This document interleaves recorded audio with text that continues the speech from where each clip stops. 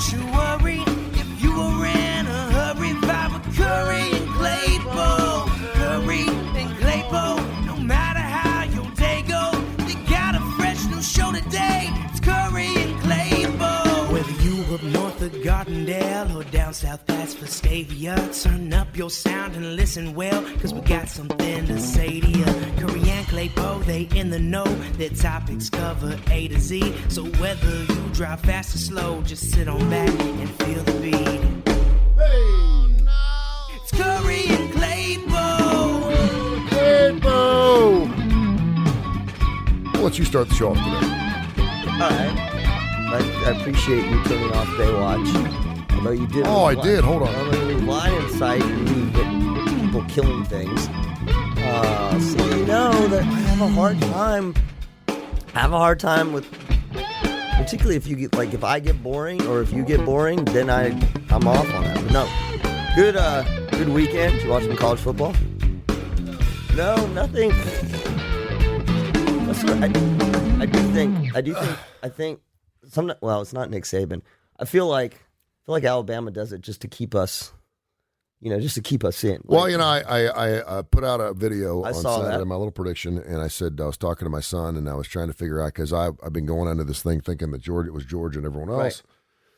And I'm thinking, okay, this is going to be tough. First time in 6 years, Alabama was an underdog. So Right. as a handicapper, risk reward kind of guy, Yeah.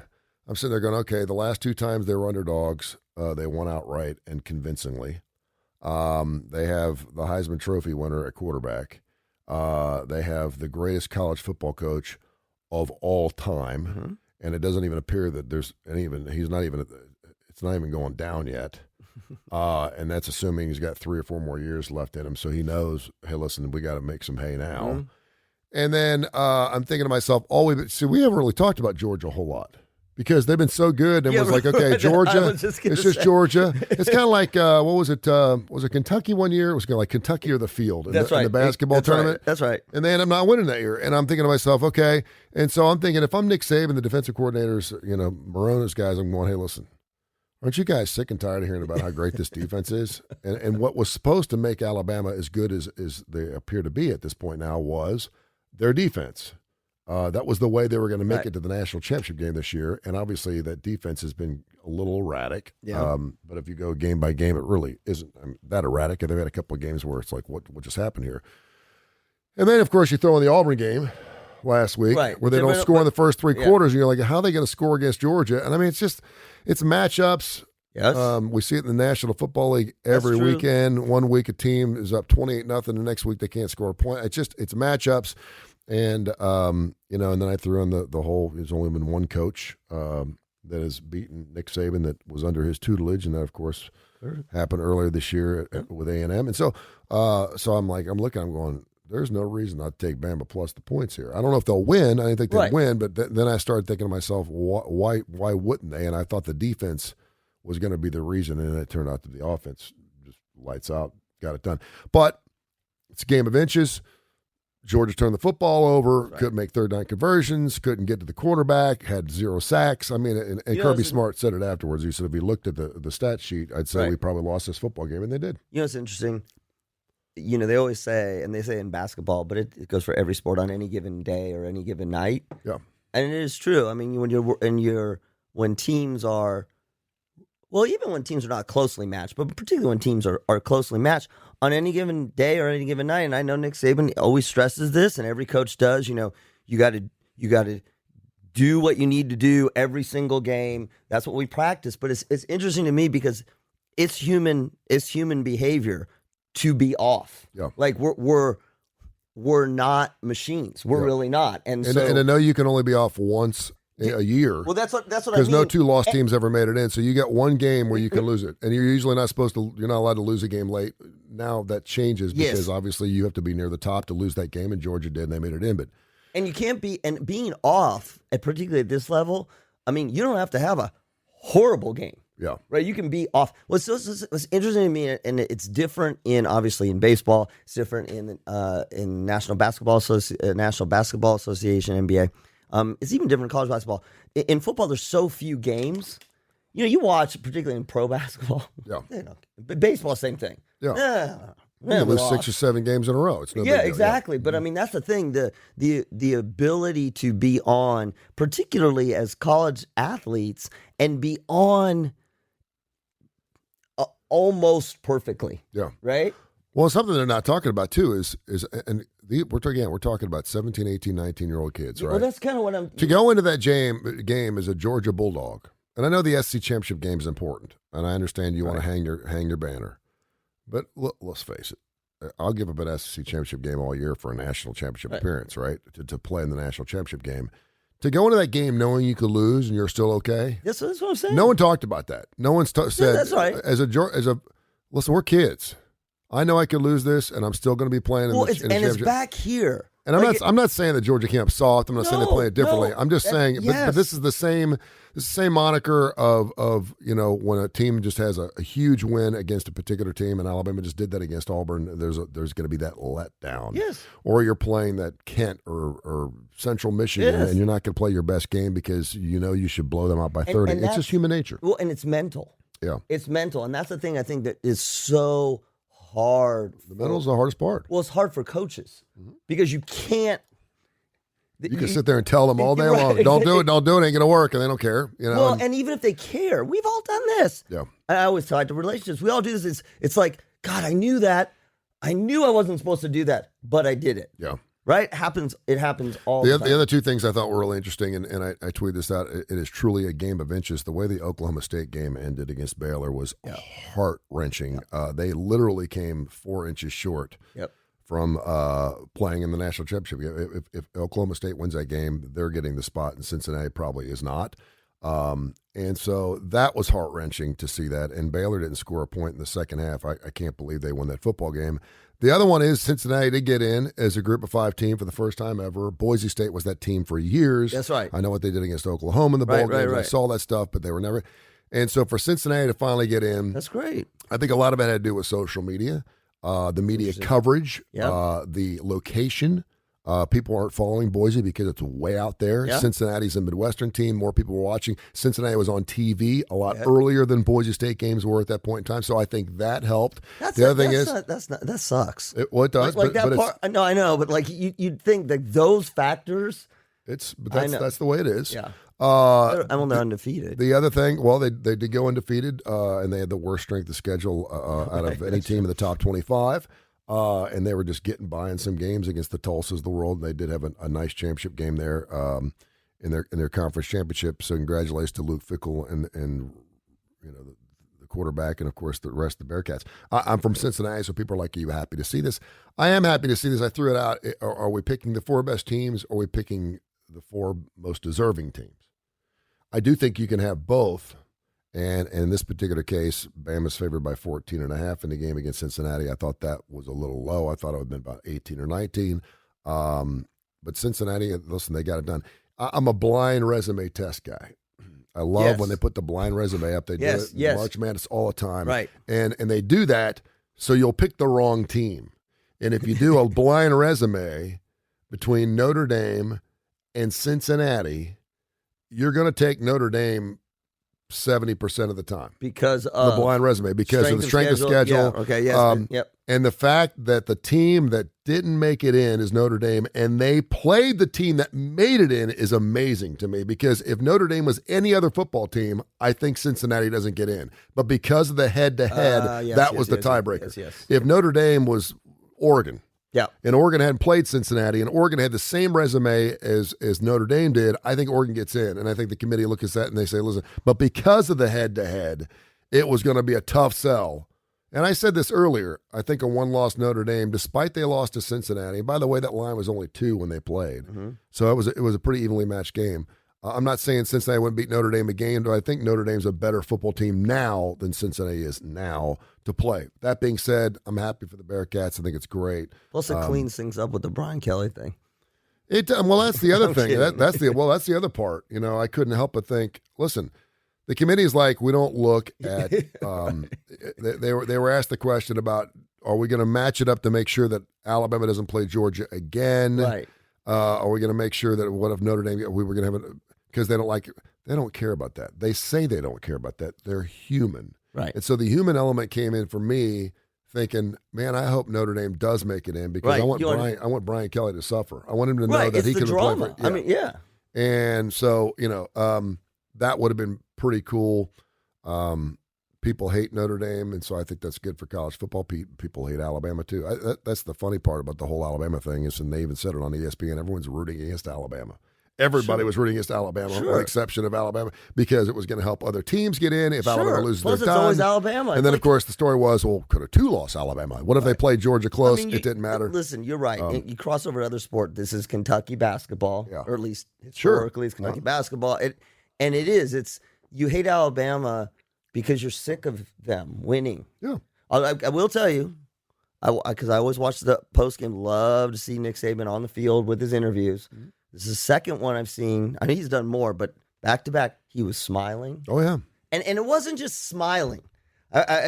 There's an emotion there. There was joy. Yeah. It wasn't happiness. There was joy. And the other thing he did, this is not me picking on Coach Saban, because I think he's wonderful. But if you watch, particularly at halftime, he's got this way of interviewing where he'll look at the reporter and he looks in the screen, and it's serious and awkward. He always looks at the screen. It's almost like I know he's not nervous, but it looks like a nervous. You're not supposed to. For people that don't know this, when you do interviews, you don't look at the camera. The interviewer always say, "Look at me, don't look at the camera," and he will always look right at the camera. But it looks uncomfortable. Yeah. Right. So it was great. It warms my heart to watch him. Just he was soaking it in a way that he usually doesn't, and he's done the last few. My other favorite is, and it's whether it's Georgia, it doesn't matter who the losing fan base is. I love when they pan to the audience and the fans, and it's dejection. Yeah, and actually through the whole game, right? Hope. There's hope, then dejection. There's jubilation and dejection. It's just great. I think even Nick Saban is surprised at how he pulled this off this year. I think if Alabama wins a national championship this year, this may be the one that he remembers most. And I know that's hard to say. Was it last year? First of all, Alabama's never had a Heisman Trophy quarterback ever, which is hard to believe. Are you sure? Are you that convinced? What's that? That Bryce Young is a shoe-in? Yeah. Okay. Yeah, it's done. He's going to win a Heisman Trophy. First time in Alabama school history that a quarterback's won the Heisman Trophy. Yeah. And Alabama hadn't won a Heisman Trophy until 15, 20 years ago, so that's kind of crazy. That's really crazy, too, considering how many quarterbacks they put in the NFL. I can't help but think after the Auburn game, he was kind of smirky. He was kind of like, wow. That's what I mean. How about that? And you never saw that side of him, and I love that. He's exactly. Yeah, and I mean, he could say all the, we stuck to our roles. We won our boxes. Everyone took care of the thing. We realized we got to be, No, but he was like, he was like, that was fun, wasn't it? And then again, in the Georgia game, afterwards, he's on the selection show yesterday, and he's laughing. And they were talking about the rat poison. Hey, Joey Galloway, who's hilarious, was sitting there saying, hey, Coach, you always talk about the rat poison the ESPN's throwing out. What do you want us to say now? What do you want to tell us? What's the new verbiage? What do you want? And he laughed about it. And then Kirk Herbstreit said, I apologize for Joey's question. He's like, no, it's cool. He's like, what do you want us to talk about now? But listen, they're going to tell it the way it is. And Nick Saban is the one that has to be the conduit between what players see and hear and what players need to believe.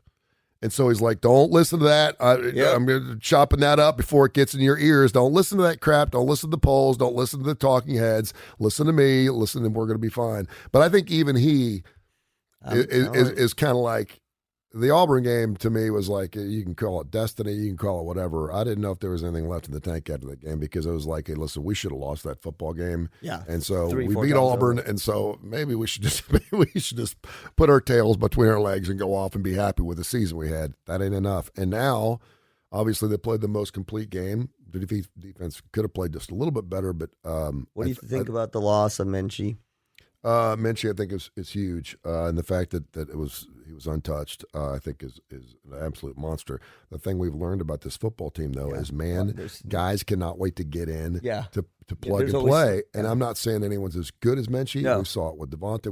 We've seen it with a lot of guys on that football team. The next guy in. It's like, what the hell? It's like they cannot wait to prove themselves. And it's, in a lot of cases, the players that are playing now in the National Football Leagues were guys that had to come in and play for another guy. No, I know. It's stupid crazy, man. It's great to watch. It's great. It's great to watch because you kind of deal, unless you're a diehard fan. Yeah. So I'm not a diehard fan. And I love this for any sport. Whoever the next person in is, and you're like, who's that person? I've never heard. I don't know. You're going to know him in 3 weeks. Right? I'm like, In 3 oh my weeks, God, look at them play. It's crazy. I love that. I love that about sports. Yeah, and I mean, I'm watching the Red Zone yesterday, the NFL, and I mean, every time the screen was on, it was Waddle, it was Hurts, it was Tua. It was like every time I turned around, it was another Bama player. It was Fitzpatrick. I was like, dude, I mean, every time. Look at all the quarterbacks. It's crazy. It really is crazy. But congratulations to the Crimson Tide. They get it done. They got Cincinnati. They're a 14-point favorite. Michigan, who you can make an argument is playing some of the greatest football right now, period. They're just hot at the right time. They're a 7-point. I'm sorry, Alabama's a 14-point favorite. They're a 7-point dog to Georgia. Harbaugh needs that. And Kirby is really, really good. We know where he coached for many years. Yep. He does a great job at he doesn't have to praise Alabama. No. He doesn't have to praise Nick Saban. And they were very careful not to ask them any questions. Normally that question was like, well, based on what you learned at Alabama, blah, blah, blah, blah. He's been at Georgia now long enough that we don't ask those questions anymore because it's almost considered disrespectful. He's his own man now, right? He was asked the question, does this tear your team apart? Do you went into this thinking that you were the greatest, blah, blah, blah. He's like, no. And like any coach and coach speak, he said, this should galvanize my football team. Yeah. And he said, really, I didn't say a whole lot after the game. I let the leaders in the team, they were hurt. It was painstaking. And they said, hey, listen, this is our opportunity now to prove to the world that we have bad games too. Yeah. And Alabama just got hot at the right time. I mean, it's devastating, but again, human mind, no matter what you say and no matter what, it's interesting. I've worked with enough college athletes that they'll tell you one thing. They'll always say, we just got to get out there and play our game. What the coach says, we just got to get out there and play our game. Yep. We just got to. But particularly with Georgia players, I mean, yes, you would have liked to be 2-0 against Alabama. Yep. But, it's the human mind. You're going, okay, we beat them once, we lost once. Yeah. The thing that holds true in life, period, not to get too philosophical, we used life, is you do learn from your failures. For example, this business we have here. Tony Kurre Radio, we've been doing it for 2.5, 3 years. There's been constant failures over, not because we want to fail or not because we're not prepared. We just have different things coming at us, and you continually learn through those failures. And Kirby said it. He said, you've got to take your worst moments and learn from those. If you don't learn from those, you're never going to get better. No one's been undefeated forever. Right. Talking about Joe Louis, who was 50-0 as a pro, or Floyd Mayweather. And even on their worst days, they end up winning. Sometimes it's good to lose. And, we always talk about streaks. I think about the New England Patriots that were trying to go for that perfect season. They lost one game. It was the Super Bowl. How in the hell can you have an undefeated season? You're going to set records. You're going to win a Super Bowl, and you lose your last game of the year. How is that possible? That just goes to show that on any given Sunday. And so to hear him say, listen, we've got to learn from this, and we got to learn where we made our mistakes. And they did make a lot of uncharacteristic mistakes. I don't see them doing that again against Michigan.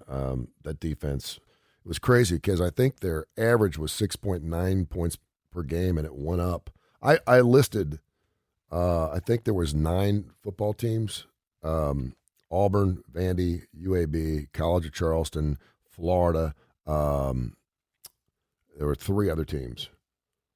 Those teams combined didn't score as many points as Alabama did against Georgia on Saturday, which is like stupid crazy. Yeah. That's how good that defense is. Well, College of Charleston. Well, that was the only team that was considered an FCS squad, but I mean, when you threw in Florida, you threw in Auburn, UAB to an extent, they scored 7 points. South Carolina scored 13 against them, but to put up those kind of points as quickly and as bunches as Alabama did was really amazing. So, but turnovers to me, I hate turnovers. Well, they're great if you get them. But turnovers, man, when you're giving up possession and particularly a pick six or a scoop and score, man, my Bengals yesterday were down 24-0. and I'm sitting there watching. They come back 24-22. They have the ball on the 30, and next thing you know, they fumble the ball. It's a scoop and score. Next thing you know, the game's out of control. I hate turnovers because it just ruins it. Well, and in it's football, soccer. I was just thinking of sports where a turnover or a pick six is again, basketball doesn't make a difference. Yeah. An error in baseball, not really. Yeah. But particularly football and soccer, it literally can change the entire game. It's not a turnovers. Are they turnover prone? I love the word prone. Are you prone to turn the football? And whenever you see a team, and this goes for college, anything, and their turnover ratio is near the top, they're winning games because we can do that. We showed you the math. If you're +1, +2, +3, you got a 78, 79, 83% chance of winning a football game. And I get that. It makes sense because you're taking a possession away, particularly if you scoop or score, have a pick six. But does that mean your football team is better than the other team because some guy couldn't hold on to the football? Now, if you're in there punching and you're a football team that is known, a great, corners, great pick six guys. I get that. I know it's part of the game, and it's great. It's great if you're +2 or +3 in a football game because more than likely you're going to win. But, I mean, on an even Saturday again, if Georgia's playing Alabama, they're probably going to be a 3-point favorite again. And it's because they turn the football over. And so when you see a team with 3 or 4 turnovers, I always kind of put that in the back of my mind going, okay, listen, they lost by 17, 14, whatever it was, but they did turn the football over a lot. And I don't see them doing that again against Michigan this next week. I don't know what their turnover ratio is. I remember one year watching the Cincinnati Bengals, and they were sweeping the AFC. They were doing fantastic is because their turnover ratio was great. And then they get in the playoffs. They turned the ball over 3 times. They lost. Okay, There you go. So, but congratulations to the Alabama Crimson Tide. It's fun. I don't know what Crimson Tide fans would be doing during the holidays if they couldn't hang their hat on, watching Bama in the Cotton Bowl and getting ready for the next big thing. But it's going to be exciting. And, it's like Tom Brady, man. There ain't no reason to bet against Nick Saban right now. There's no reason. And I don't really see where it's going to end at this point. I don't. I mean, even towards, and it's not the end of his career because I think he's got a ways to go. And it's not trending down at all. No. But I mean, you look at the last 2 ball games. You're like, they played their best game of the year when they had to, and they got really 97-yard. I mean, what they had to do against the Auburn Tigers was kind of like, okay, have they just blown their wad here? Have they just spent themselves to win this football game? And the fact that he could take that to another level, and basically, hey, listen, you just won the biggest game of the year, and they got Cincinnati, who is a great football team. They're undefeated. They're favored by 14.5. I don't think you have to play a perfect game against Cincinnati to win that football game. And so and it's not I'm not throwing out rat poison here. It's not a breather, but I'd much rather play Cincinnati than Michigan or Georgia in the first round of the playoffs. So I'm kind of like, okay, you can make a mistake or two. You're not going to say that to your football team. They don't have to play flawlessly to beat Cincinnati. And then, of course, they get right back up for a national championship game, which may be more than likely a rematch against the Georgia Bulldogs, which I see. Do you think, I mean, every great team, particularly in college, it runs its course. I mean, there is a course, and then there is a dip. You think about I think about the great UCLA teams, etc. And then at some point they went from great to not so great. Yeah. But I keep thinking about, and I'm fascinated by this, Nick Saban and his proteges, right? Mm-hmm. All the people that have come out, all the coaches who've come from his camp to turn into successful head coaches. Yep. So I was thinking about this. He's not going to play. He's not going to coach forever. Is there a dip, a significant dip, when he retires? Because when I say significant, not that they trail off to nothing, but the same way that he's got players locked and loaded and he's recruiting, you got to believe, if I'm 70 years old, I know, this is succession planning in corporations. Yep. I know I'm not going to be coaching for 15 more years. Yep. Am I already planning, said or unsaid, to sort of mold whoever it is that may come up after me? This is how corporations work. right? You got the CEO, and you got two choices. You got people sort of underneath who are being groomed. There's a succession plan, and one out of two things happen: they either bring somebody up or they bring in a wild card from the outside. Yep. What do you think happens when Nick Saban retires? Do you think that he's been grooming somebody that will sort of rise up, or will it be a void and No, I think Kirby Smart comes back to. I don't think they'll do a coach in waiting. I don't think it'll be anybody inside the organization. Now there's three other NFL coaches, Marone and Bill O'Brien. They're guys that could take over the team immediately, and they have the resume to do so.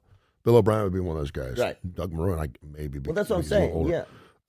But I don't see this because I don't think those guys are going to be there in 3 or 4 years. Okay. Who's one of the other and I don't know. It's a great question. Like, does Dabo come? Oklahoma, for example, which is Yeah. a top 10 coaching job, just hired Brent Venables, which is one of those guys. His name has come up for coaching searches for like the last 6 or 7 years with Clemson. I think Clemson is in some trouble, and I mean this. It may be short term. We talk about how Alabama reloads every year. Yes, right. That's the one thing that Ed Orgeron got hammered for. The year after he wins the national championship, Right. he's 5-5. You're like, Right. you shouldn't. With the recruit you got coming off a national championship, you shouldn't lose 5 games. Right. Don't give this way a bad year. No, we don't. I don't care if it's a COVID year. I don't care. Alabama didn't mean anything to Alabama. Right. They got it done in the COVID year. So you don't lose more than 2 games in a year. You may have a game where you just didn't play well. Right. Maybe one year a team just laid your ass down. Yeah. I get that. But you can't lose more than 2 games a year and be considered a great football program at this point. Case in point, Bama's lost 1 game this year, 0 last year, 2 the year before, which is like, whoa. Right. 1, 1, 1, 1, That's 2, crazy. 2, Right. 1, 1. I mean, that's since 2011. He's lost 4, 6, 7, 8, 9, 10, 12. He's lost 13 games in the last 10 years. That's crazy. Yes. I mean, and that's why I said before, we're seeing something I don't think you'll ever see over a decade period plus ever again in college football. I really don't. But that's what I think is so interesting. I mean, this is not taking anything away from the coach, but particularly in football, it's such a large entity, right? It's an organization. It's a corporation. Yep. It different than any other sport, right? So as a result, there's more people. It's Nick Saban was talking about. He's talking about the offensive line coaches, the defensive line coaches. So the question becomes, when he leaves, is the company intact enough so that it doesn't fall off? We talk about it with the players. Yeah. Like I want to believe that Nick Saban created an organization that should be able to stand on its own. Mostly, A lot will probably have to do with his athletic director. Without Nick Saban. Yeah. Don't you think? Yeah. And I can't help but think that they're preparing for that at some Yeah. point. I mean, I think we're probably good for another 3 or 4 years, maybe 5 years. Well, that's what I'm As long as saying. he's successful. And I think he goes out the way he wants to go out. I don't see Nick Saban losing, I say 3 games. Well, maybe 3 3. games. Maybe 3. Unless it's a bowl game. But Nick Saban's not going to have a 6-4 season or a 7-4 season and hang it up. It's not going to happen that way. So, but it's a great point. I don't know who they would bring in. It's by far the greatest coaching. They give you all the resources. They give everything you want. I don't know if it's going to be a big splash kind of guy or a young up and coming kind of guy. I don't know. You don't think it'll be someone? But I'll tell you this: you don't ever want to follow the legend, right? You don't ever want to follow. Do you want to be the next guy? Who took over for John Wooden? You don't want to be that next guy. Bartow? Yeah. Was it? I don't know. Like, You don't ever want to be the next guy. You want to be the guy after that. And it's not to say you can't be successful at some point. It depends on how that last guy went out. But see, I think basketball's different. Yeah. I don't know. We'll see. I think basketball's different. I think, again, if you think about basketball, or particularly basketball, you got less options. It's like running a company of 10 people with 3 coaches versus a company with 20,000 people with 17 different divisions. Yeah. You feel like they should be able to stabilize regardless of who comes in. Mm-hmm. Well, not regardless. They should be able to recruit in whoever they want and or bring up. Happy birthday to Andrew Cuomo. today. Jeez, that Cuomo family. That's going to be interesting Christmas for I them. never liked his brother. I just thought he was a blowhard. I didn't watch him enough to really make. Every time I saw him, I was kind of like, "Shut up!" I mean, just and that's that was a Fox thing. I know Fox gets after it, and I went through my Fox. We all go through our Fox phase where it's exciting, and then it's kind of like, okay, it's just blowhard. It's enough. Yeah. And I get people why they like Fox and it's conservative. I get that, but I'm kind of like I watched Fox for about 3 years. I got into it, and then I was like, okay, I've had enough of the screaming and yelling. I can't do it anymore. Maybe it's because I was getting older. But the whole thing with his brother. Some people actually think that Chris is his son. They're brothers. It is interesting because they look like a father-son. How many years apart? They're a lot. They are. Well, they look a lot. They look exactly alike, and he does look like the dad. Yeah. And they're brothers. Andrew turned 64 today, which is a little younger than I actually thought. Andrew's 64. Yeah, so I mean, it was funny because I could see the Fox people saying, while the story's hot about your brother, can you get him on? Right. Can you make it happen? And he's like, sure. And of course, whenever you watch those two the on, Fox or CNN people? Well, the Fox people and the CNN people, yeah. But asking Andrew to put them on CNN, whenever you saw them on, it was jovial. They were brothers. Yes. And they were talking about they wanted to show the transparency and the vulnerability and the likability of both the guys. It was great. And that's ultimately what got his ass in trouble because there was it's an interesting, I mean, we won't go into dive. That's one of those things, real quick. That's one of those things where it's called journalistic integrity. Yes. Yes. And it's really hard to separate journalistic or work integrity when you're doing it with a family member who's in trouble. Well, and they said he came out the first time he got in trouble or whatever. He said, I don't remember the quote, but he's like, family first. Yeah. Right? Family first. What I think is interesting about it, please, to our listeners, just go with me on this. Don't get all partisan on this. We've seen anchors, all kinds of anchors, get in trouble, be fired for either things they did, usually sexual harassment, or things they've said. Mm-hmm. Right? I was trying to think. This is spicy in a different way. Yeah. This has got that. It's almost got like a mafia sort of feel. I mean, have we ever seen a news anchor get fired for helping their? Well, ultimately, he didn't get fired for helping his brother. He got help for a past transgression that happened at ABC. Now, that may have been the straw that broke the camel. True. That's true. Because they suspended him. Yes, right. And then someone found something out Listen, guys, we're going to be it's going to be really easy here.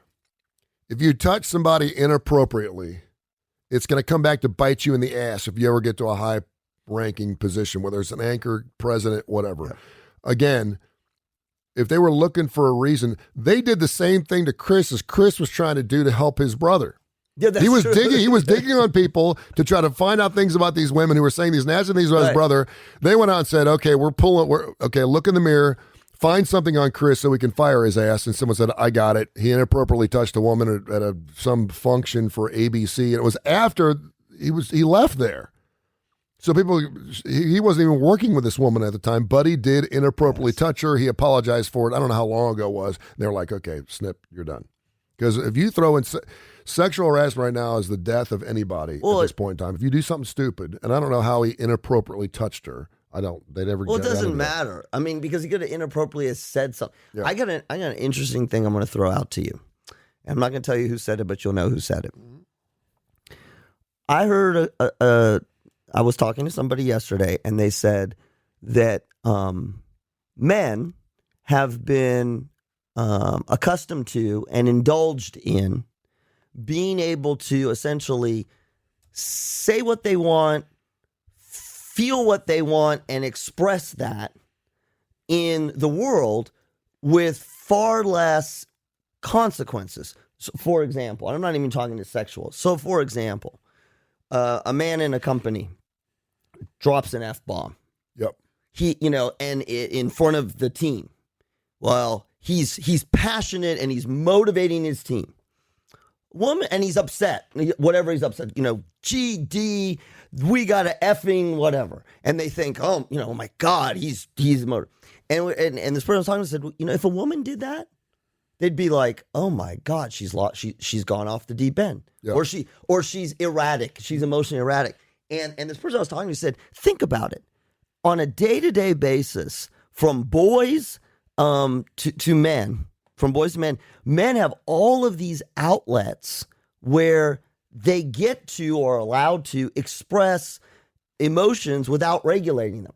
Football, the sports. I mean, yes, women play sports, but then go beyond that. And then what this person was saying is women have to regulate what they say and do in a far more calculated way every single day.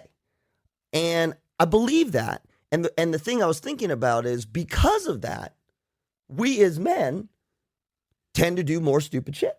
Well, is that regulatory or is it just the fact that women don't do it? No, this person I was talking to, because I don't know a lot of women that drop F-bombs like guys do. No, they don't. And this is what she was saying. She was saying, even if they're pissed off. No, but that's exactly. So what she was saying was, we get pissed off. We want to drop an F-bomb. We think his ass is cute, but it's nice. But we are taught by society that, we have to be much more thoughtful about what we say, opposite how we feel. Yeah. And I was thinking about that, and her whole point was, besides the difference, her whole point is, this is why men are not good at it. Men are not good at this. Yeah. We think things, and we are less talented or less skilled at being able to pull it back before it comes out. In part because when it comes out, there's less bad things happen. It makes sense. I thought it was really interesting. And it goes back to the same thing I said. No, it makes sense. And that's the same. It's the same thing as men are not told to hold their stomach in. Yeah. Women have to hold their stomach in all the time, every single day. When guys get together, yes, to watch a football game at Buffalo Wild Wings or in some dude's basement, there's F-bombs being dropped. Yeah. There's all kinds of stuff. When women get together, not as much. Not as much. They may have a pillow fight. They may drop off the B word a little bit, talk about some other women, but it ain't nearly as nasty as it is when dudes get together. Right. Well, and then again, look in the workplace. Workplace is a Yeah. great example of not the sexual harassment part at all, but just like we're allowed to express a wider range. We can be, Well, we may not be allowed, but yeah. No, we're allowed in that the consequence. We don't get in trouble as much. Yeah. So, and I, without mentioning names, I bet you know who I'm talking about. I think I do. I thought it was really interesting because I never thought about it that way. But her point was also. But does that make women better leaders? Well, this was this because sometimes, Nick Saban, he's dropped the S word 3 or 4 times in "Hey Coach." Yeah. In a public place, and he gets pissed off, and the fans love it. Yes. He said shit. Oh, it's great. Yes.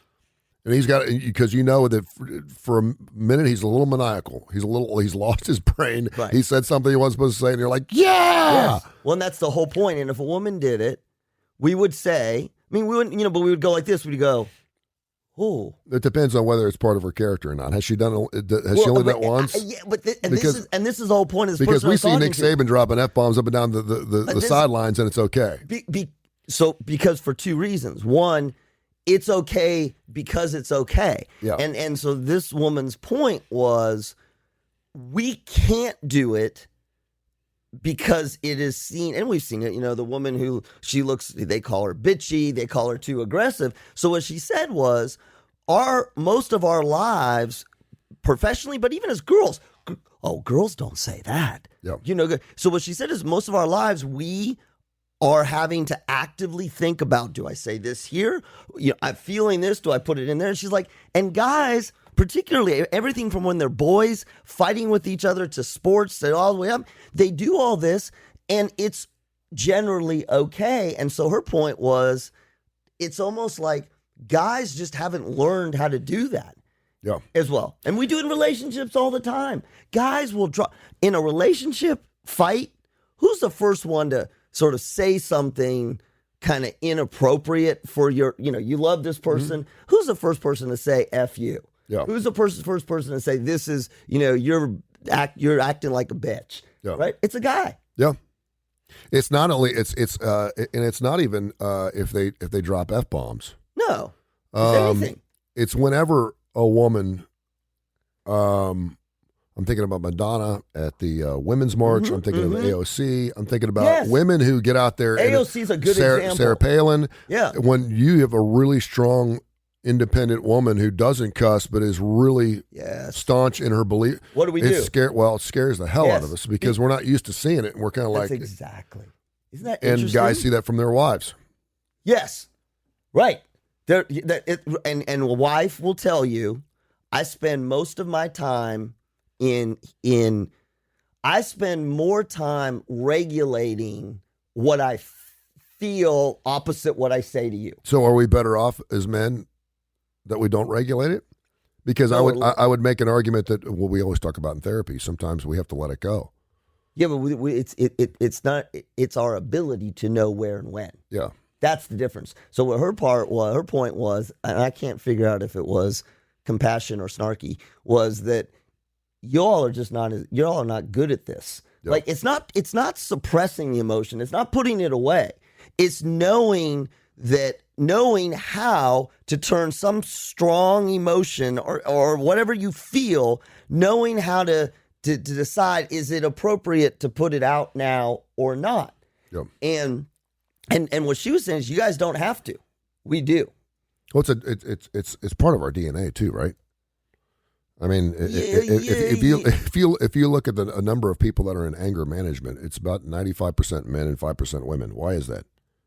Yeah, but I don't think that it's. Yes, I agree. It's flying off the coop. I mean, it's flying off. Yeah, but we can't use it as an excuse because a lot in our DNA, men and women. I mean, you're right, but that would argue that we should be spending even more effort. Yeah. Although the men I know in my life, and we just had the Mike's Life Foundation thing happen a couple weeks ago. The men that speak less, that carry the big stick, are the ones that we have the most revered respect for. They're regulated. Yeah. John Wooden. I'm sorry. I know I say it all the time. John Wooden. I don't think he ever dropped a cuss word. Yeah. He got angry.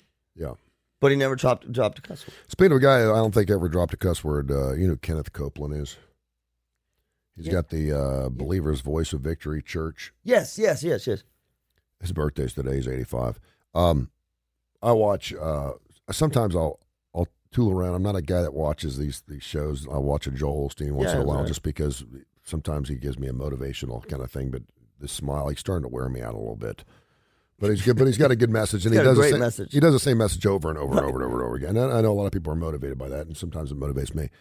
But I was at my father-in-law's house, I don't know, 10, 12 years ago. And it was like 2 o'clock in the morning. I could not sleep. He lives right next to a highway. And I remember going into the garage where he had his TV, and he turned his garage into like a man cave or something. And I turned the TV on. There's Kenneth Copeland, and he was like, "Can you not sleep? Are you having a difficult time sleeping?" And he was talking to me. I was like, "Yes." And I watched him for like 45 minutes, and I was like, I could not believe I was watching this TV evangelist talk for 45 minutes. And I actually got something, and I remember it. So it must have changed something in my life. And from that point on, I started watching a little bit, and then I realized he was just an old coot, and he just kind of lost his brain. Well, you also knew he was on at 2 o'clock in the morning. Playing to the camera. Yeah. Well, he's incredibly successful. Absolutely. And he's one of those, if it's in the Bible, so be it. He's incredibly conservative that way. He turns 85 today. Randy Rhoads of Black Sabbath. And, of course, when Randy passed away, Ozzy Osbourne he's like, I'm done. I can't do this anymore. Randy, blah, blah, would he have been like 70 something? He's 65. Johnny Manziel. Oh. It's kind of hard to believe because I thought for sure he'd be older. He's 29 today. Jeez. Giannis Antetokounmpo turns 27 today. And Antetokounmpo's only 27? Yeah. Jeez. And Andrew Cuomo, again, 64. Today is also Miners' Day. Okay. You know anybody that's a miner? I know. I'm from the West Coast. Yeah. I mean, maybe someone's grandpappy was a gold miner. Yeah. On my side, but actually not my side. No. I think mining is one of those. I just think it's incredible. Like mining, like for coal, or like gold mining. Mining for anything. What was the difference? Like gold rush kind of. Well, gold rush thing. I mean, well, you can make an argument they had to do that because most miners had to do it to provide for their families. Yeah. and it was just like the nastiest. Yes. The Steelworkers Union was the one that got the whole thing, and the miners got the whole union thing going. And Yes. certainly, but to be underground, Dangerous. oh I my mean, gosh. horrible. Yeah. You watch any of these history channels? Oh, from I like know. The 1800s and early 1900s. They all died. They all sick. They all, yeah. I mean, you go to work every day. You kiss him on the cheek, and you don't know if he's coming back. And then the Chilean miners that got Yes. stuck underground and stuff like that. Today's miners, and today's also National Pawnbrokers Day, which I may celebrate. What is it? Pawn. What's the show? All Stars Yeah, I love that. shows. Great show. I love who's the guy? Chumley. Not him. The other guy, the bald guy, who's really like kind of the knowledgeable. Yeah, Rick. Yeah, I like Rick him. Harris. I feel like if I had to pawn something, I'd trust him that he would give me a good opinion. Yeah. Like Chumley. It's an amazing thing about that show is when it first came on the air, I was like, I can't believe they're doing a show about a pawn store. Yeah. And it was in Las Vegas. So I was like, I watched.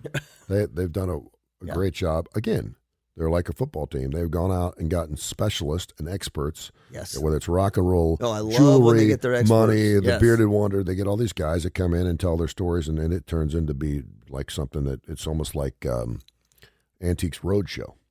They don't just sit there and say that's worth $850. They tell you the whole story about it, so you feel like you're learning something, and then you're being entertained at the same time. $850. I went through my Antiques Roadshow thing like I You went watch through. Meekum Auto? Meet the Motto. Meekum Auto Auctions? No, I haven't. You got to get that. Like you have to just stumble upon it. Yeah. And you'll be completely mesmerized. Well, a lot of it too is like I think that we think that when we see something, we're going to sponge everything we see, Right? and like I have to see something 3 or 4 times before it sinks in. So I could sit there and watch an entire show on Pawn Stars about guns Right. and think that I know everything about long rifles and Colt 45s, but I don't remember any of that crap. A belated birthday to our friend Maddox Mullinax, who turned 25. Wow, really? Young. That's what I was going to say. Young Maddox, who is now full on the racing circuit. Yep. Mullinax Racing is Chris has created an amazing operation. They're not one of our sponsors, I was just saying, but I happened to see on social media. Young little Maddox. How about He that? was a little boy when we Still knew wants him. to go to the moon? Yeah, but Yep. now he looks like a NASCAR racer. Yeah. He's an adult. We may. Wouldn't that be hysterical? Tony Curry radio on the hood of his car? TKR. Uh-huh. Call Chris. Chris is busy. He's on. Yeah, the Chris way. is in movies and stuff. He's doing another movie with Morgan Freeman and Kevin Costner. He ain't got time for us. We've tried to get him on a couple times. That is just. I'm gonna go. That what they used to say that you get discovered in the back in the 40s, 50s in the soda shop. Yeah. Right, and you're the woman who got discovered who's sitting at the end of the bar. Yeah. The Chris Mullinax story is without a doubt. Chris Mullinax owns CRM Motors, which was Locally. a sponsor of ours, and Yep. also when I was on Jocks, and I was driving one of their vehicles, and They also race. He's raced do. for a long time. and they do all kinds of upgrades, truck upgrades, Yeah. and stuff like that, and just a good Southern guy. And I've had many meetings with him and talked to him, and he's Yep. working the shop, and he's underneath the car. And I remember the last time I needed a trailer hitch for the Odyssey, and he's like, "Come on over," and I met with him and this, that, and the other. And John Travolta does a movie Here. with racing, Shania Twain. It was a movie that wasn't released broadly, but it was a movie about racing. And somehow they hooked up with Chris because Chris was into racing, and they wanted him to show them some What do they call it? Like a technical Yeah. on-set technical consultant. advisor. Yeah. And next thing you know, Chris and John become good friends. And John's flying him out to the ranch on his. Well, they gave him a part. They put him in the car. Yeah. And then I think they put him in the car and they gave him like some super minor speaking part. Yeah. Now, Chris has never acting class. Chris is as Southern as it gets. No acting. Great guy. Good looking guy. Good looking dude. Yeah. He looks like a race car guy. He's perfect for the role. And next thing you know, the guy's been in like 6 movies. He moved out to LA, started his own studio, and I'm like, it's crazy. What? I'm sorry. And even he's like, I don't know what's going on here. Well, I mean, you think about all the actors trying to make it, and they go to acting classes, Oh. and they have theater backgrounds, and they think. And it couldn't happen to a better guy. I mean, it couldn't happen to, but it's just one of those life ain't fair. It's like sometimes it doesn't matter how hard you work at something. It just ain't for you. God's got a different plan for you. But in this particular case, Have you seen his headshots lately? oh yeah, Now he's got speaking roles. He's in movies with Morgan Freeman. It's like, yeah, it's the craziest thing, isn't it? I love it. And it's difficult. There's so many reality shows now. Right. You meet anyone and they've been on something, whether it's Right. AFT or what. Not him. He went from nothing. He went from here to major movies. Okay. Yeah, and he had a successful business, and as far as I know. They're about to take out an 8-point, just so you know. You okay, go. keep and going. his son Maddox, who was also in the movie, the first one, worked with us for a couple of years and doing our videography and did a fantastic job. And maybe it's time to reach back out to this guy. It's our Kevin Bacon, our 6 degrees there.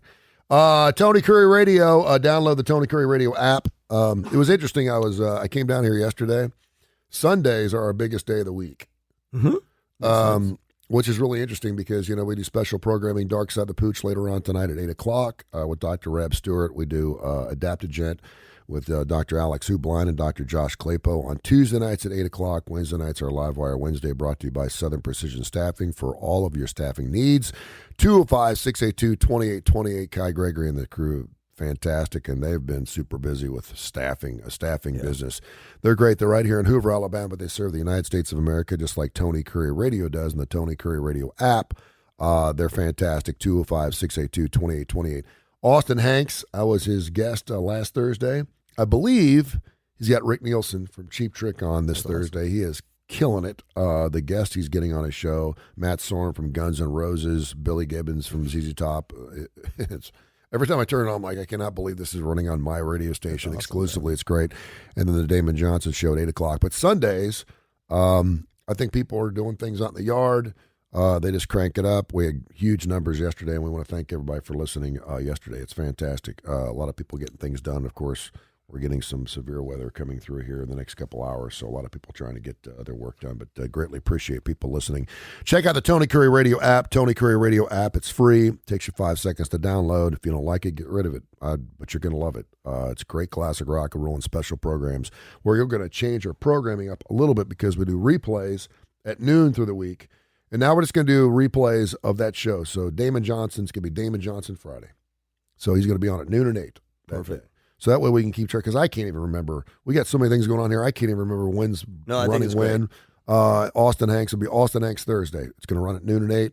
Live Wire Wednesday, the whole 9 yards. So we'll have that going on as well. Talk about another one of our great sponsors, and then Art Basel. Do you know what that is?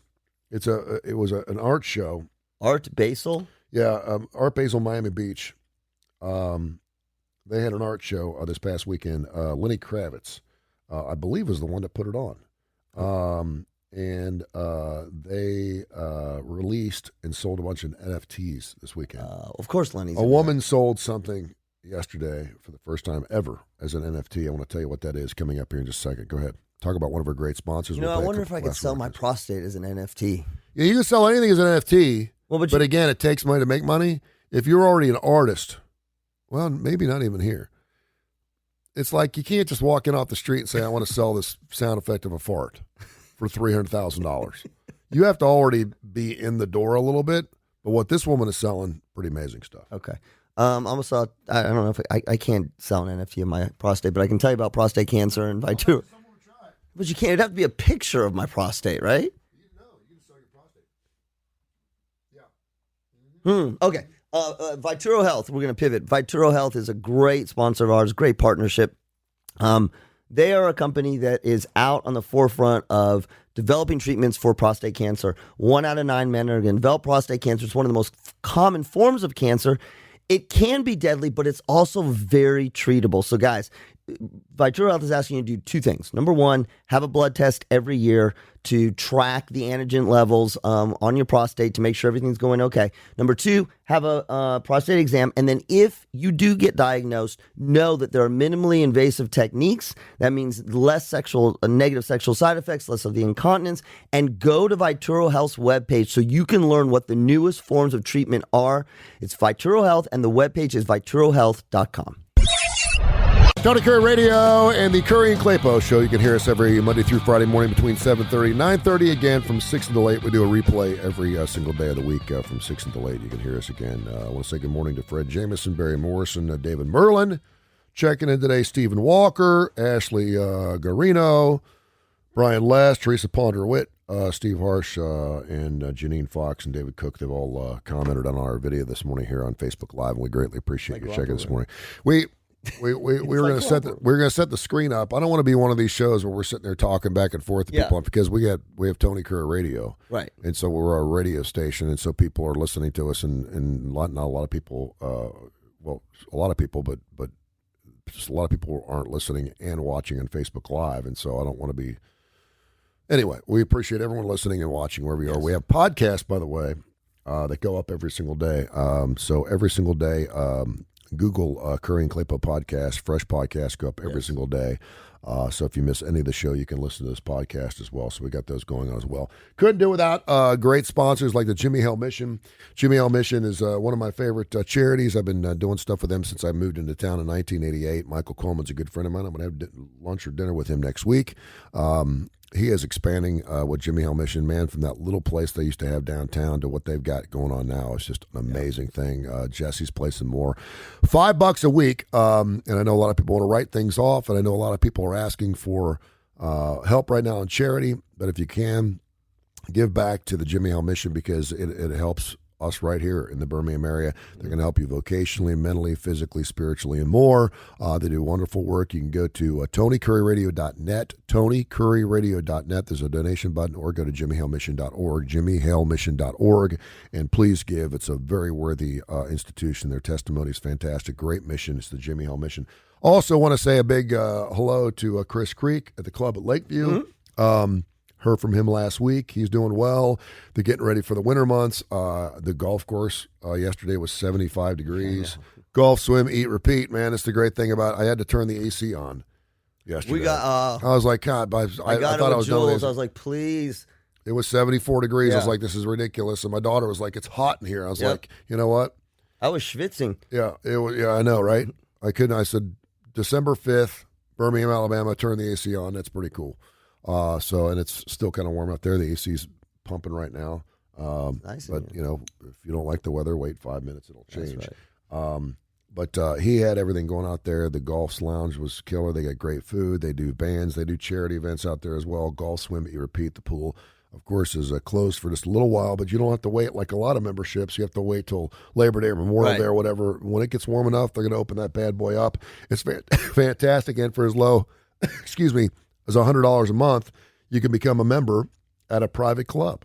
It's out in McCall. It's out in God's country. It's about 20 minutes from downtown Birmingham. It is beautiful. It's the Club at Lakeview, theclubatlakeview.com, theclubatlakeview.com, or the Club at Lakeview, their Facebook page. Check him out. Chris Creek, good friend of mine. He does a fantastic job. All right, so I'm still trying to figure out what these NFTs are. Between NFTs and Bitcoin, am I missing out on something? Even if I had the money to invest at this point in time, am I missing out something? An NFT stands for non-fungible token, right? Yes. It's a type of digital art form created and verified as a unique artwork with blockchain authentication and bought and sold using cryptocurrency. So it's not only a piece of virtual art, but it's also paid with cryptocurrency. So if you're not into Bitcoin, you're probably not into NFTs. But if you're into Bitcoin, you might be interested in NFTs. And if you're in NFTs, you're definitely into cryptocurrency because you have to be. Because that's the only way they pay. You. Right? You sounded so... So if you're going to jump in, you jump all the way in. So if you're not into crypto, you don't care about NFTs. But if you're into NFTs, then you better be into crypto. Does it make you feel just slightly old? Just a little bit. No, and I don't think cryptocurrency is going away. No, it's trading. As I get older in my life, I don't consider myself more cynical. I consider myself smarter, and so I can be a little bit more opinionated about the crap that screwed me over in the past. I'm a cash guy, despite the fact that no one will take a 50 or 100 anymore. Do you keep it underneath your mattress? If I have any, yes. And so I'm kind of like, and so a woman yesterday, as part of the Art Basel Miami Beach, which was run, I believe, by Lenny Kravitz. Spell Basel for me. Is it Basel? Okay, Basel. Is it Art Basel? I don't know. It could, for sake of Art Basel. Yeah, it just sounds better. There's been awash with intense discussion and unveilings of new NFTs. And now one artist is controversially selling her eggs as a non-fungible token. Okay, so this is where I get Okay, go on, because this is I understand pictures and things, pictures, and then turning those into. So let's try to dumb this down between two guys that don't have a flipping clue what we're talking about. So a non-fungible token is you own the original art of whatever it is. It can be a recording, it could be a song, Right. it could be a picture of art, it could be anything, and it's because it's code. yeah, it's code. It's zeros and ones. So okay, And go ahead. because of blockchain and the authentication that goes with it, there's no way Right. that anyone can touch it. That's blockchain is a big part of what cryptocurrency is about. Yep. It's out there. If you lose your password, good luck, you're done because you're never getting it back. There's some person out there who's got $1 billion in cryptocurrency and can't get it because they can't remember their flipping passcode because it was given to them like 10 years ago. Remember that story? And it's like there's no recover your password code here. Wait, can I? We're gonna do a two. Service? Yeah. No, we're gonna do a 2-digit authentication. No, this ain't Facebook. This ain't the bank. If you lose your password, you're done, and it's gone. Because that's the whole idea. Is it's virtual. It's like grabbing. It's like trying to grab gnats. Good luck. It ain't gonna happen, right? So that's what makes it so verifiable and safe, if you will, because it goes through blockchain. So am I right so far? Sure. So despite right. the fact that, like, you could do an NFT of the Mona Lisa, Right. you don't own the painting. You own the original. You own the code, the digitization, the digital code associated or that comes from that original painting. Exactly.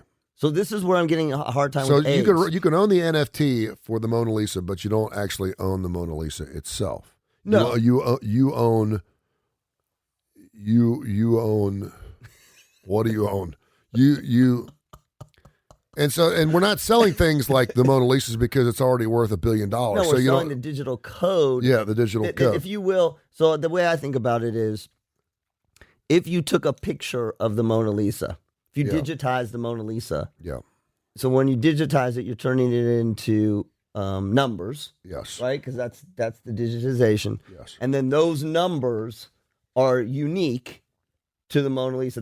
That string of numbers that represents that picture, and that's what becomes an NFT. So that it technically the code in your NFT would translate back into a picture of. There you go. Okay, so where the value and the investment comes into place, and again, you're not buying. For the most part, I believe people are buying these things not. Well, they're wanting to say they own the original code to it, but it's also an investment because people are dropping $200,000 for recordings of men passing. And they're only releasing. What's really interesting is, depending on what it is, they may release one NFT. It's like a lithograph. Yeah, that's exactly. So they may do one, and for lesser money, they may do. Now, here's the other thing they do. There is a code that is the original, and that's a specific code. Then they may do essentially a more limited or less limited, essentially copy codes. Yeah. That are, it's lithograph. Number one is the most. Yeah. And then we're going to do 10 more. But if your digits end in 2, 3, 4, 5, 6, 7, 8, 9, it's worth less. But keep going, because this is where I have a hard time. I get that with pictures or things that you digitize.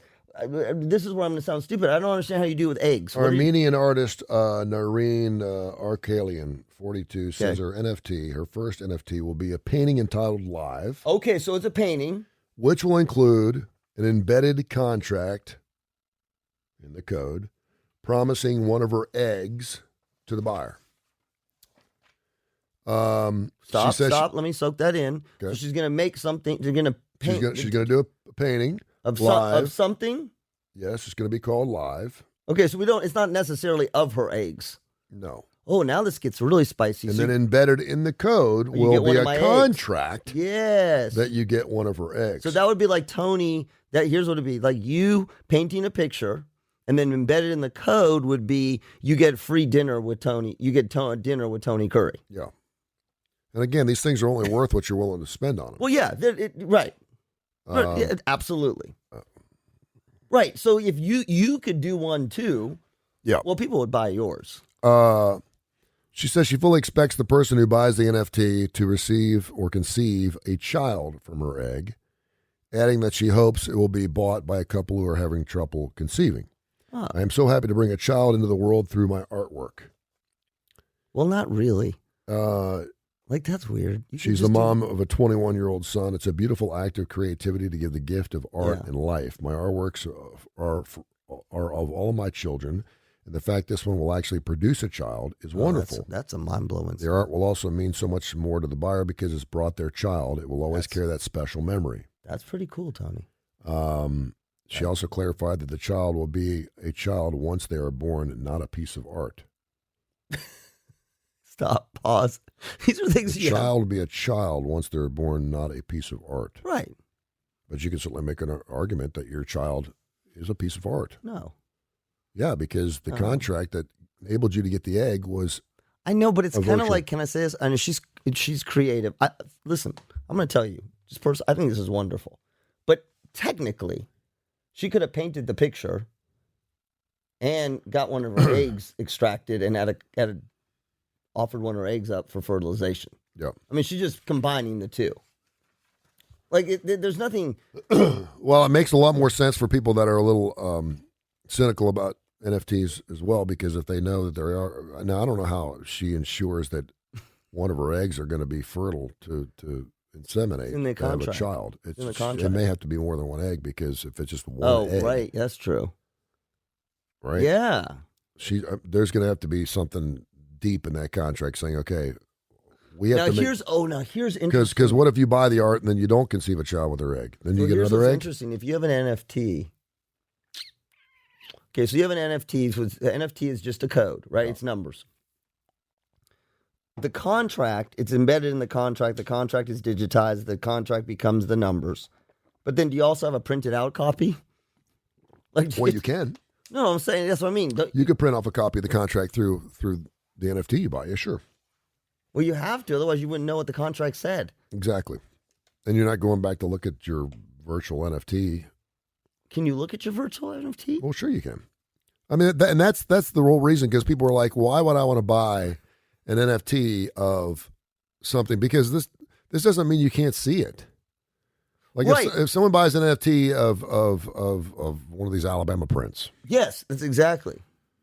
Well, the print's already out. Right. So you can, I could go take a picture of the Mona Lisa and print it off on my printer and put it up on and that's okay. There's nothing illegal about that. But I don't own the original. Right. We got too much money to do stupid shit with is what we got. NFTs are the hottest topic at the Art Basel. Miami Beach this week. Pieces Dubai included Tina Turner's Versace dress.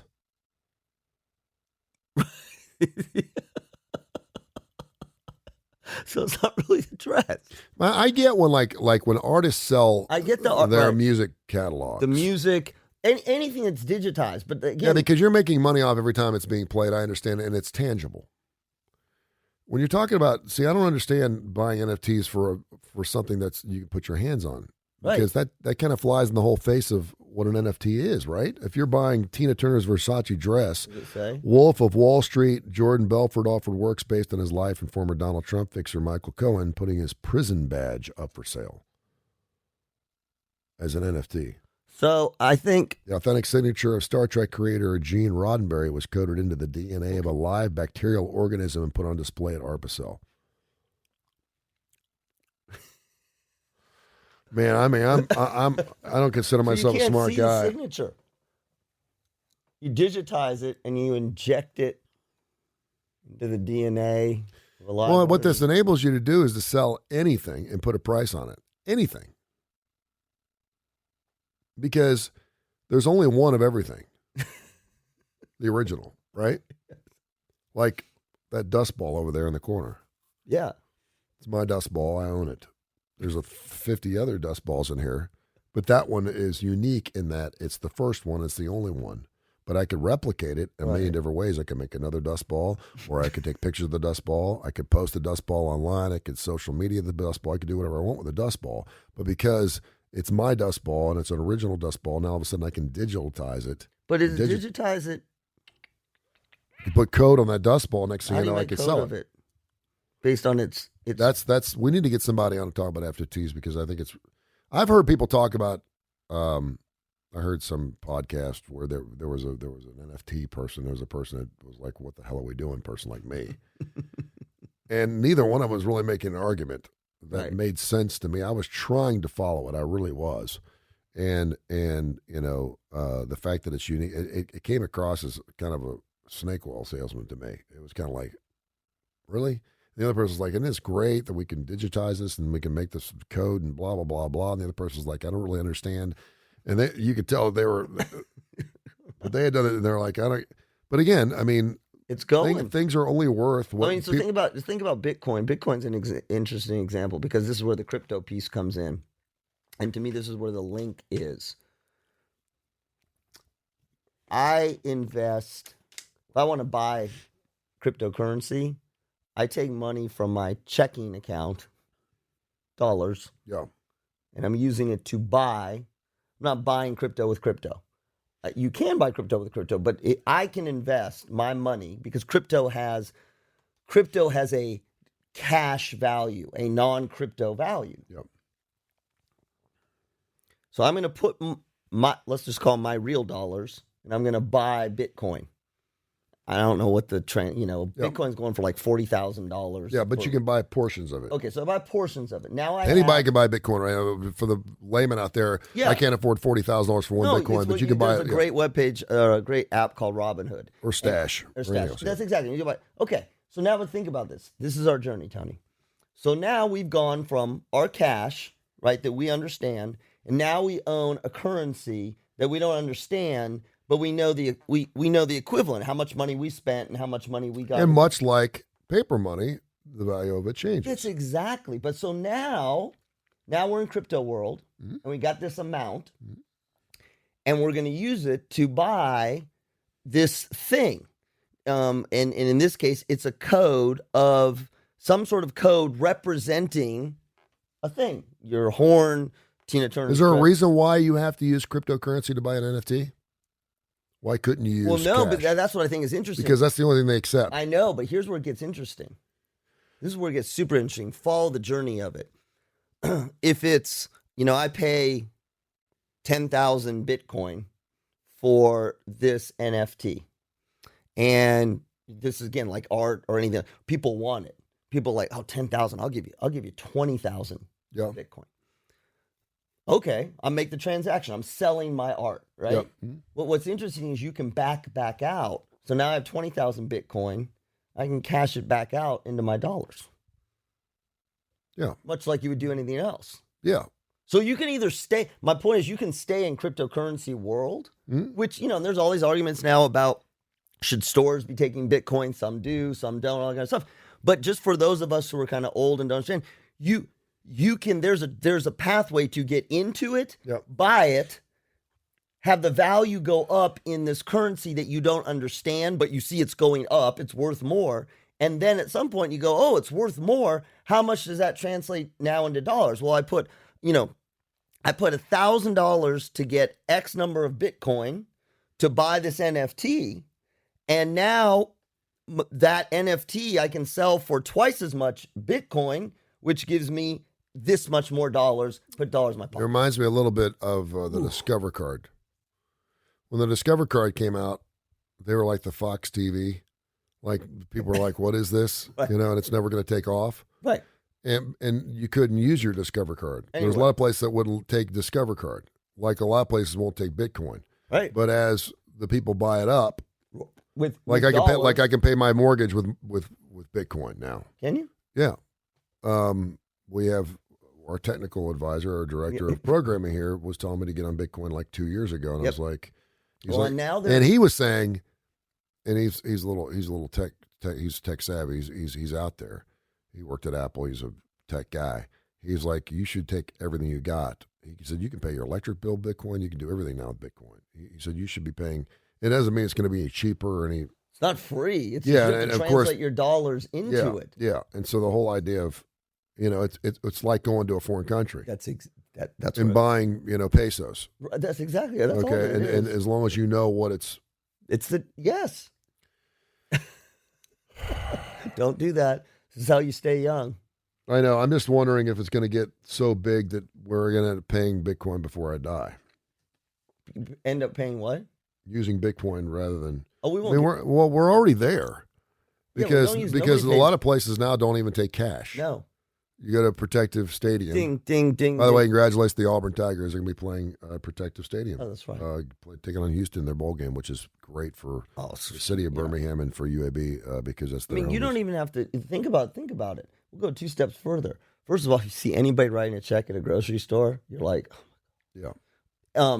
So you don't even have to now. You don't need your credit cards either. You just have a digital representation of them in your phone. Yeah. Just Well, until you can tell me, and for the most part, it seems unhackable, correct? what? Your Bitcoin. Cryptocurrency is Yeah. unhackable, supposedly until Because of somebody does. blockchain. But yes, which is only a matter of time yeah, somebody before quantum computers come in, and that's hacked too. listen to you. Because I've been told for a million Quantum- years that everything's safe using my debit card, and I know I've been hacked into like a million times. I'm getting alerts all day, every day about some dude in Miami going to a car Right. wash with my Well- debit card number. And I'm like, wait a minute. Wait till you have your kid. But it's across safe. the- And so they yes. keep telling us, don't even stick the card in the machine, just Right. tap it and you're done. Right. And I'm going, and I did that, by the way, for the first time the other day. It was kind of cool. I Did you tapped feel it. good at No, Publix? no, it scared the shit out of Did me. you do it at Publix? Yeah.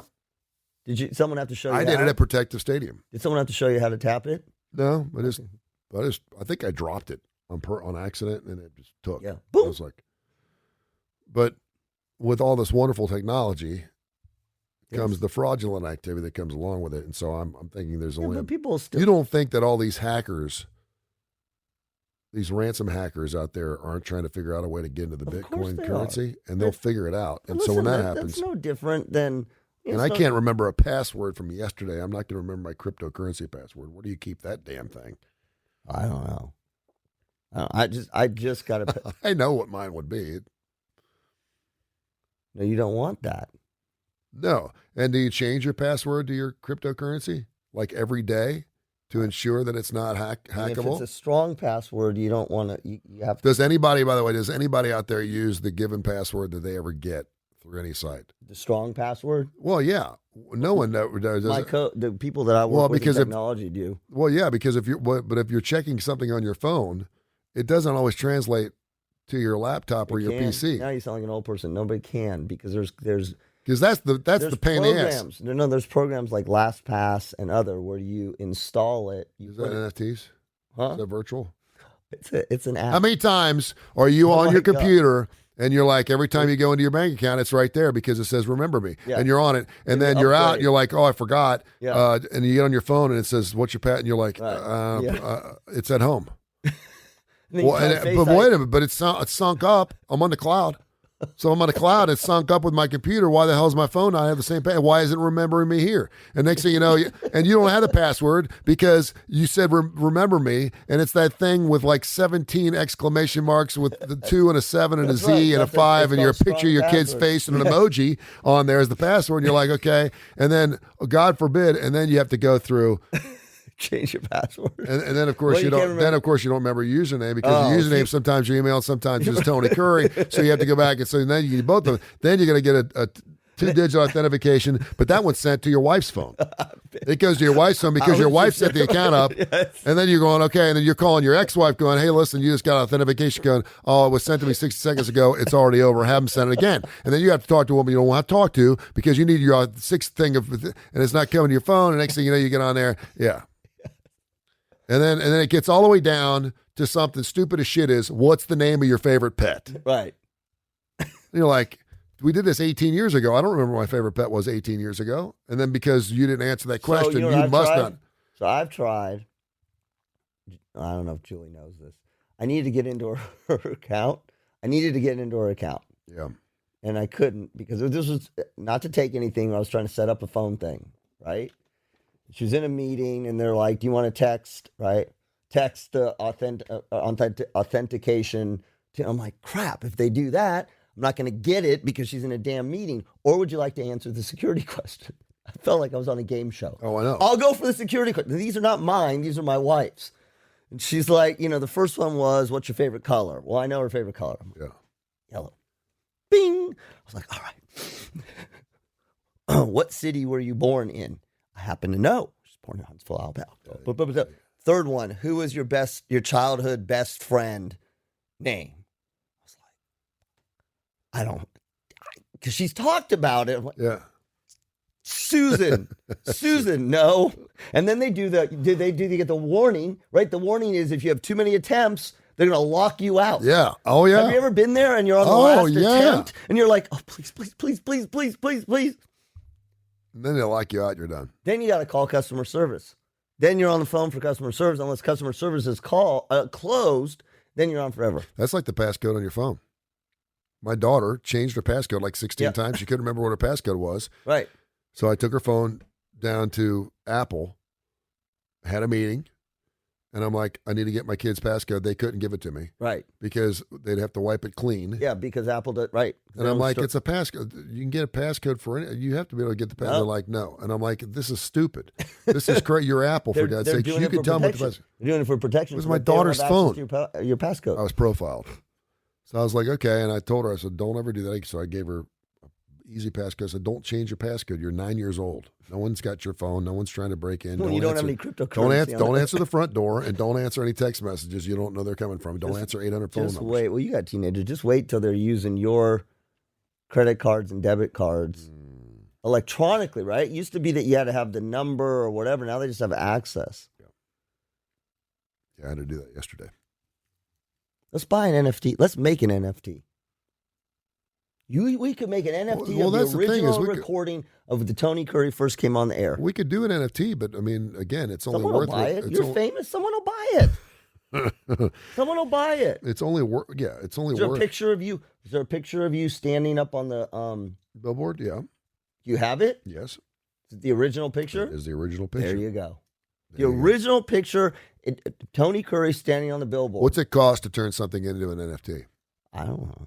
There's probably I think you can do it yourself. There's probably a cost associated with turning something into code, I would think. Yeah. Well, you just got, I don't know. I just think it's amazing what people are willing to spend. Something's only worth what willing. That's exactly. Well, and they said that. I listened to that same podcast. They're like, it's only worth what it is, and that is why famous artists, famous celebrities, if you're already in the game and things associated with you, either that you've made or you are already wanted, then it works. So I would make the argument if you own, and I'm using the Mona Lisa just because it's the first thing that came to my mind. If you own the Mona Lisa,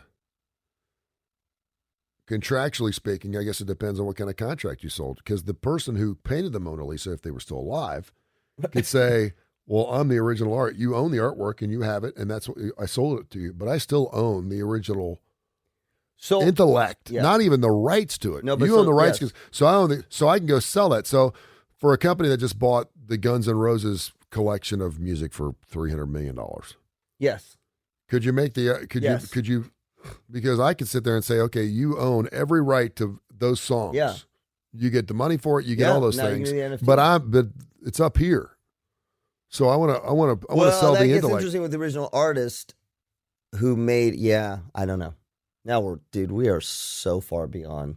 This is legal. This is crypto. I mean, if you bought $1 million piece of art and all of a sudden someone's selling the original intellect behind that in a virtual world of ours into code, I'm like, wait a minute, I own it. Well, yeah, you own it. You got the original and you got the one and only. People can take pictures of it, do whatever they want. But I'm selling the intellectual properties to that particular painting because that's all up here. I'm going, well, wait a minute. And that's probably going for more than what the original painting was. Yeah, because you can't carry the painting around. At what point? See, my point is like lithographs. You know, when you buy a lithograph, you're buying one of 500 or one of 250 or whatever. You're buying that. Well, it's like stock, right? It's exactly. You're buying that with the idea that there's not going to be any more produced. Right. And so you ask the question, are you going to be making any more lithographs? No, we destroy the original lithograph. Right. They say they destroy it. We're destroying the original, so it no longer can be made again. Right. Okay. So as long as it's being destroyed, there are being that's what raises the value of something. If there's only 3 of them, you can't make another one. Right. That's what the Treasury does with these coins. I was if you get up really early on Sunday mornings, like 2 I do, o'clock in the morning, you're not watching Copeland. the coin guy's on, right? The coin guy. So I'm watching the coin guy. You ever see the coin guy? This guy's great. He could sell the shit out of coins. This guy's. And so he's selling the I forget which one it was. Some eagle woman on a mountaintop with rays of sunshine behind her head, whatever. And it was a coin from like 1869. Okay. So that's a thing that's old. But it was a reproduction. Yeah. Okay. But it had 1869 on it. Well, because So it was like it's an original 1869 plate. Yeah. And they remade the coins. Right. And of course, it was out of the San Francisco Mint. At the time, the San Francisco Mint was remaking these coins because the Mint in Washington D.C. couldn't keep up, and they were trying to raise money for the. They were trying to raise money for the war, and so if you got an S on this particular coin, it makes it worth a lot more than if it had a D or wherever there's another mint in the United States. And he had like 500 of these coins, and they're in uncirculated, perfect. And I'm thinking to myself, okay, well, wait a minute. What? You're selling coins from 1869. They're actual coins from 1869. I could say this is an 1869 coin, but it's not. No, it was printed last week. Right. But its date is 1869. But it's a replica. It is, right? There is a qualification to it. So that's exactly what it is. It's a qualification. It wasn't made in but the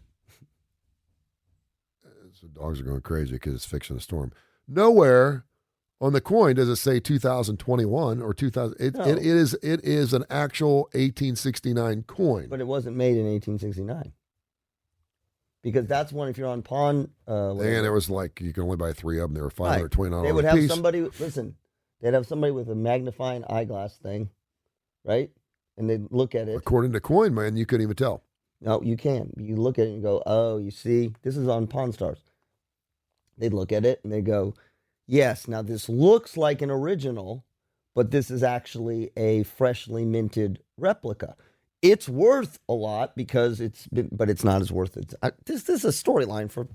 Yeah, I don't know. They're sitting on coins because they had like the entire John F. Kennedy 1969 thing where the silver was in it and blah, blah, blah. I got one of those. They had all those coins and those were original. Yeah. They weren't reproduced. I got originals that worth a lot. Yeah. Well, yeah, but now you can buy more because they've been sitting on them. The one thing that I will tell you through all this cryptocurrency and all this crap is gold still seems to be the standard, gold and silver. Not in the crypto world.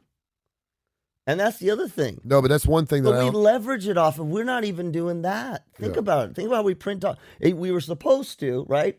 Do you ever think how we even figured out why gold is like because people the wanted standard? it. I know, but who? But Aztecs somewhere, some guy had to find something in the dirt and go this right here. Yeah, all right. And of course, you had to make a point. Like diamonds, for example. Yeah, diamonds are worth a lot, but you know that diamonds are plentiful. Yes, there is like more diamonds than you'd ever. But they hold on to them. It's OPEC. Right. They're holding on to the diamonds and they let them go at a small amount to increase the value of diamonds. But and now you can make diamonds. You can't even tell. Like at home, like home brewing. There should be a home diamond kit you could buy for Christmas. You can make your own diamond, and people and glass cutters guys can't even tell the difference between a real diamond and a fake diamond anymore. Don't you remember when cubic zirconium came out? Well, you could tell a difference. Gemologists cannot tell the difference between because now you can make the perfect diamond, and it's a real diamond. Yeah, but it's synthetic. Yeah, but gold. Some dude found a piece of gold. Yeah, the show is just flipping weird. Found a piece of gold. There had to be some dude. Well, it's not some dude. And said, this has got to be worth something. It's super heavy. It's super good. And we know by mining processes that gold is hard to find. No. But go back.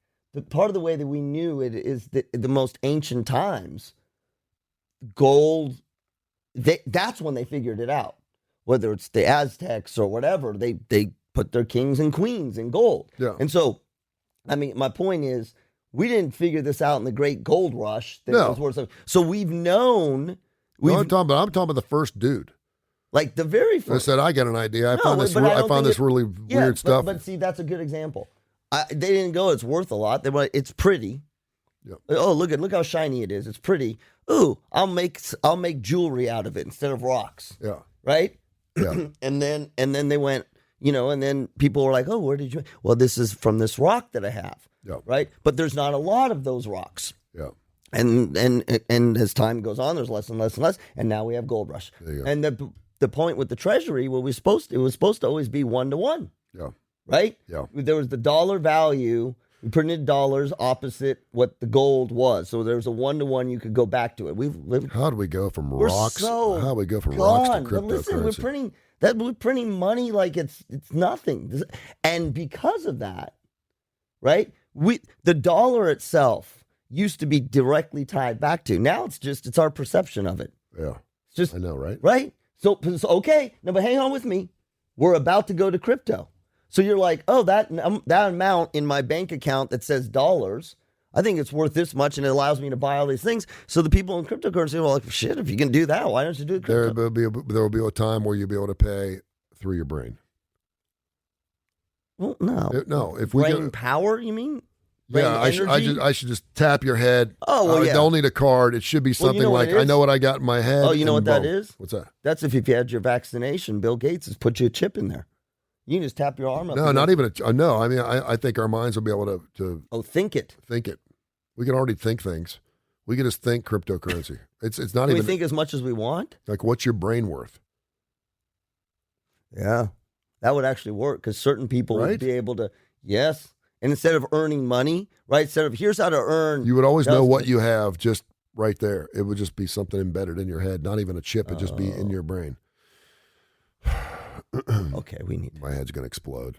Talk about one of our great sponsors. I'm going to let the dogs out.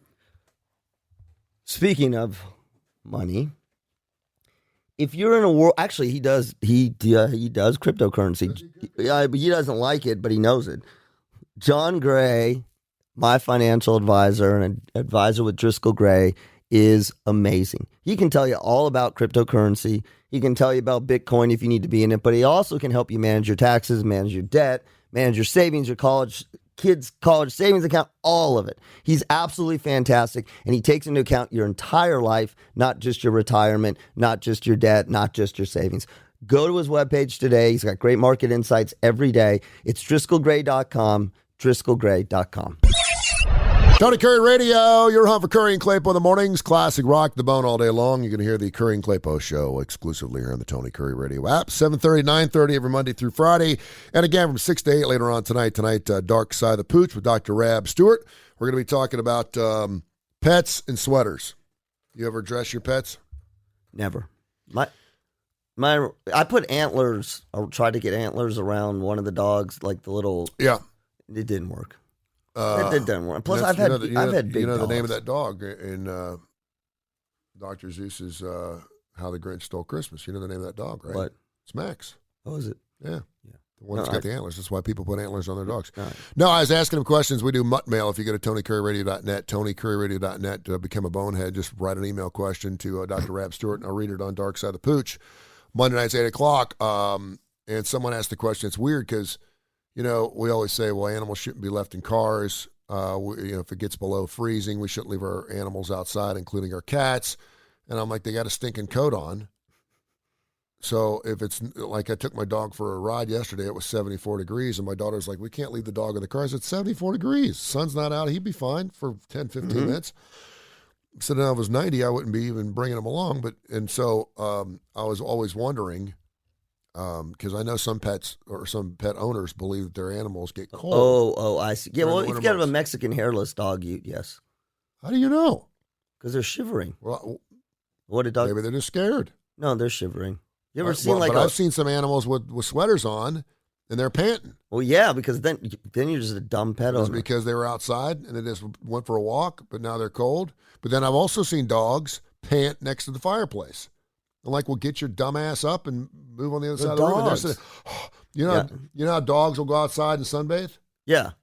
Would you do that with a jacket on? No. Okay, well, animals ain't real smart then. Yeah, well, my Labradors used to lay in the summer on the driveway. It's like 100 and whatever 20 degrees. Why? Yeah. Because they're dumb. And then what do? They go to your pool. Because they're dumb. And they sit on the Oh, Sunday. maybe that's it, because they go to the pool. So what did Dr. Rab say? We don't know He yet. said no, it was okay to do that. Yeah. Like, have you ever seen like little Italian Greyhound whippets? They're like, their feet are the size of my pinky. Yeah. They got no meat on them. Yeah. But I've never seen a dog so cold that it's shivering. Oh, I have. Oh, I have. You don't have. Well, your dog's got hair. Go look at a little tiny, little like greyhoundy, little tiny. What thing. about a hairless cat that's being breastfed on a Delta flight? Should I have a sweater on? Yes, and mittens. You need mittens on that, dude. I Because told that story to my 9-year-old. I don't know why in the hell I did that. because They were talking about ugly cats. Oh, I went over to my director of programming, and he's got 3 cats. 3. Okay. Well, his girlfriend has got 3 cats. Okay. Well, that's okay because there's 3. And he's getting the wrath of these cats because he's the new guy. Oh, and cats are. And, Yeah. Oh yeah. I mean, And dogs will piss and stuff, but cats will just. cats are just damn mean. Yeah. And if you have a little anxiety, Oh, they smell it. They know it.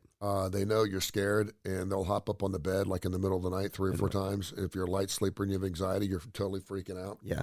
They just jump on your head. Yeah. Hey, also something I wanted to pass along. I've been taking Nicoderm, the patches. Oh, that I explains started a on lot. Saturday. Well, I'm back on the dip today. Oh, yeah, I was going to say. Wait. I've got one on right now. And you're dipping? Yeah, it's crazy. Don't ever sleep with those on. To create some weird thing? Oh, man. First of all, I don't smoke, so I don't have to worry about that. Dude, But you should put a Nicoderm patch on just one night and just go to bed with it. Just What does to it have- do? You have like lucid dreaming? Yeah, you have some really weird, bizarre, crazy ass, and it's like, whew. I forgot to take mine off last night. I took a shower and it was so smooth I didn't feel it when I was washing my shoulders. And so I'm laying there in bed, and then I realized it was on. I thought, for sure, it's not going to make me do anything squirrely. And evidently, I got up and walked around last night. Oh, really? Yeah. Because my daughter said something like, "Why'd you get up in the middle of the night?" I said, "I didn't get up in the middle of the night." She goes, "Yeah, you did." And I was like, "I did." And she's like, "Yeah." And I was like, "It was Nicoderm." Really? Is that one of the, did you read on the label? No, I just put it on. No. You should now go back and Google. Can it cause lucid dreaming and sleepwalking? Probably. I talked to a couple other people this morning. They're like, Same "Yeah, thing? dude, you're supposed to take that off." What, did you take 12 Ambien with it too? Okay. No, I stopped the Ambien. No, you know what it is. Now, Now Ambien, that is like, no, I know what it is. Here's what it is. You put the patch on. This was last night? yeah. Did you chew yesterday? No, I put the chat patch on yesterday morning. I started on Saturday. And I put another one on yesterday morning, and I just left it on all day. And then I Okay. left it Did on you all chew all day? No. Right. No, I there don't. you go.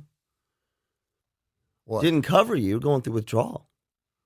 That's why you're walking around. Oh. You know what I'm saying? And I'm then dou- this I'm double morning dosed. you're chewing again, and now dou- you're fine. Yeah, I'm double dosing today. That's really bad. You should smoke a cigarette too while you're at it. You know what? Don't give me any ideas.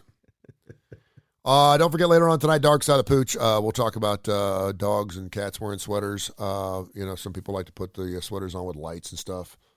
It depends on the anxiety level of your pet. Right now, my Havanese is losing its flipping mind upstairs because it thinks it's going to rain, and it is. In just about 3 minutes, the dogs have that sixth sense where they can kind of sense whether it's going to be raining or whatever, so it's freaking out upstairs. So something to think about. We're supposed to be getting some pretty bad storms here, so be careful throughout the day. Tomorrow night, Adapt at Gents, Adapt or Perish with Dr. Alex Hubline and Dr. Josh Klapow. It's a great show about business mainframes and how you need to adapt in your business in order to be successful. Livewire Wednesday on Wednesday, and then, of course, on Thursday, it's Austin Hanks. Blues Almighty is a fantastic show, and the Damon Johnson show, which will be happening again coming up a little bit. There's my dog right there. All right, more classic rock and roll here on Tony Curry Radio.